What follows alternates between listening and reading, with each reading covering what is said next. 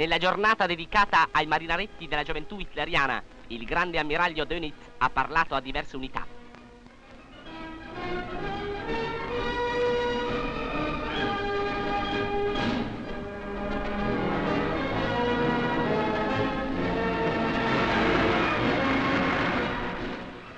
In seguito il capo della gioventù del Reich, Axmann, per incarico del Führer, ha consegnato ai componenti di una flottiglia di battelli esplosivi il bracciale con la scritta Hitlerjugend.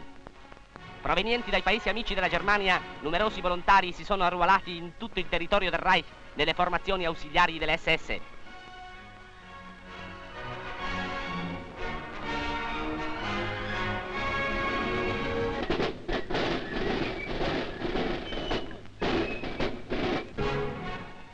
Il capo di Stato Maggiore delle organizzazioni giovanili del Reich visita un'unità ausiliaria delle SS che ha terminato il proprio addestramento e dalla quale appartengono i primi 100 volontari ungheresi.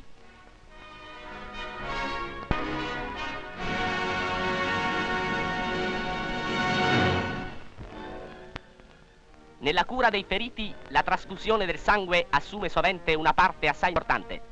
Al fronte, la iniezione diretta dal donatore di sangue all'ammalato può venire eseguita solo in casi eccezionali. A sostituire la trasfusione diretta del sangue serve la cosiddetta conserva di siero. Donatore ne è l'esercito territoriale germanico.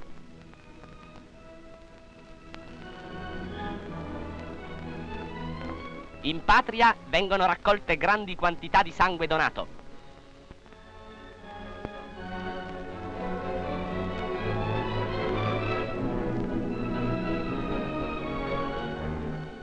Secondo un nuovo procedimento, il sangue viene reso conservabile ed inviato al fronte in grandi ampolle.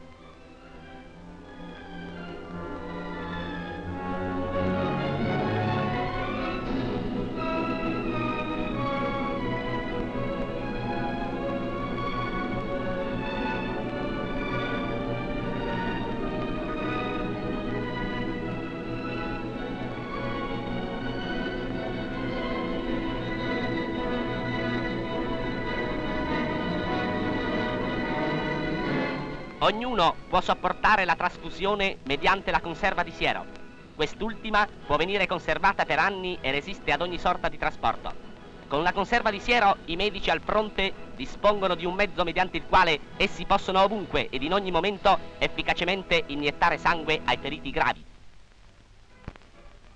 Nella Sala Lucerna di Praga la gioventù ceca si è riunita per svolgere una grande manifestazione sotto il motto: si tratta dell'avvenire di tutti. Deciditi.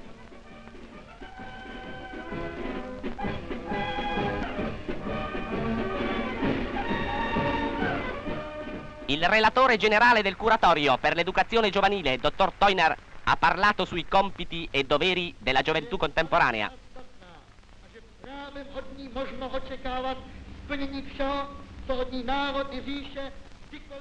Alla fine del suo discorso, egli ha presentato il capo della gioventù lettona, Eriks Rullis.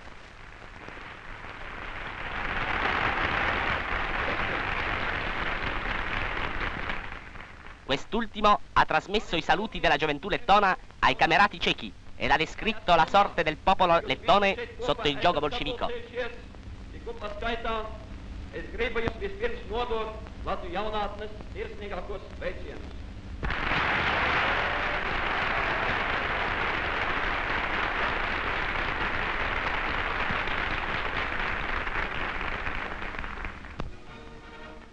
Reparti di volontari estoni, testé addestrati, prestano giuramento prima del loro impiego sul fronte orientale.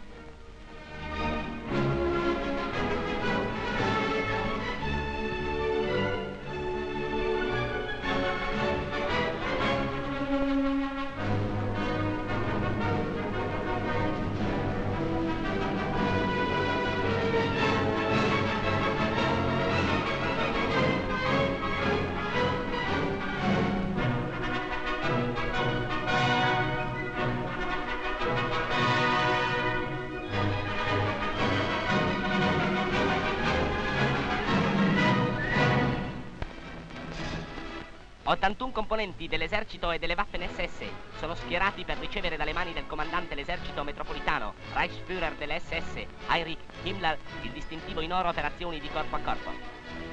Questi uomini si sono trovati 50 volte singolarmente faccia a faccia col nemico in combattimenti di corpo a corpo. Ognuno di questi soldati possiede il distintivo dei mutilati in argento o in oro. Molti sono insigniti della croce germanica in oro ed alcuni della croce di cavaliere dell'ordine della croce di ferro.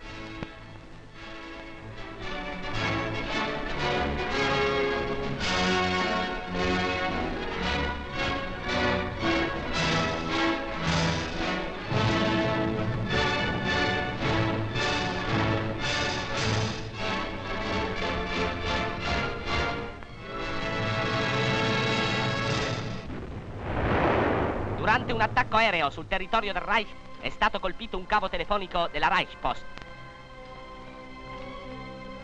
Qui entra in azione la squadra di soccorso delle poste del Reich, adibita alla riparazione dei danni dovuti all'incursione aerea. Il luogo della rottura può venire accertato da una lontananza di 70 km, con un'esattezza di 100 metri mediante un procedimento di misurazione elettrica. Il reparto reintegratore giunge sul posto del guasto. Nel cavo che contiene oltre 200 condutture viene inserito un nuovo pezzo. I singoli fili vengono congiunti, saldati ed isolati con rotolini di carta.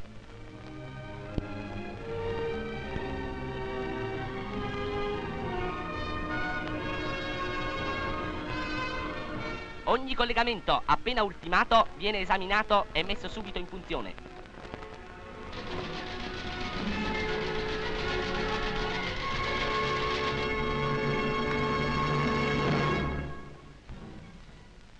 Nelle Alpi, al confine italo-francese, una pattuglia di sciatori germanici in ascensione.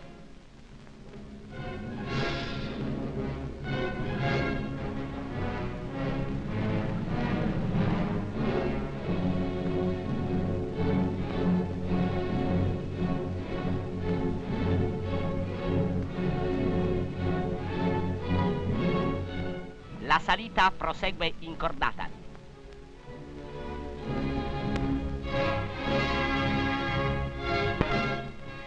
Ogni passo ed ogni movimento sbagliato può provocare la caduta. Ben più facile è la discesa.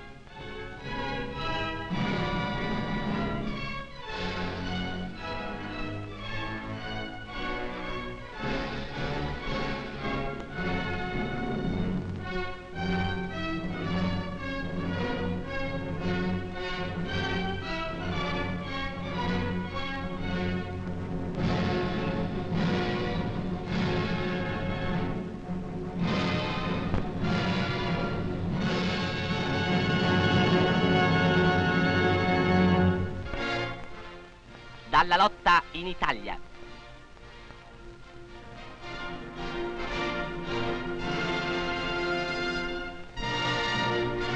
Il generale Bade, decorato con le fronde di quercia e spade sulle croci di cavaliere, consegna ai sergenti maggiori Heinkel e Michel la 18ª e la 19ª croce di cavaliere concessa ad una divisione. Da settimane nel settore meridionale gli anglo-americani sono passati all'attacco con l'intento di aprirsi un varco nella vallata del Po, dove il nemico cerca di costituire un epicentro di lotta. Il fuoco delle batterie lanciarazzi germaniche dirada le schiere avversarie. Tra queste rovine, granatieri e paracadutisti germanici difendono ogni metro di terreno con gravissime perdite per il nemico. Dove non bastano i fucili e le pistole automatiche, entrano in azione il pugno corazzato ed il terrore della corazza.